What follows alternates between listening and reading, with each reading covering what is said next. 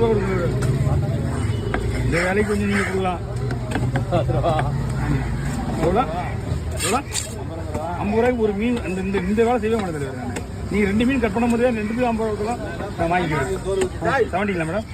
Okay. பார்த்தீங்களா வந்து அப்புறமா வாங்கி சொல்லுங்கள். பிடிச்சிக்கிறேன்.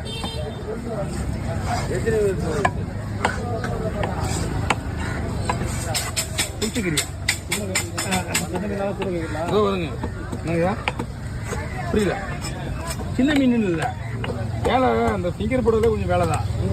அவ்வளோ பொறுமையா மீன்லாம் பக்கா. நீங்கள் எதுவும் பண்ணவே தேவையில்ல. ஃபிங்கர் போடுறதுக்கு அப்புறம் மீன் இப்போ இங்கே ஃபிங்கர் போடும்போது உடஞ்சது தான் நமக்கு பிரச்சனை.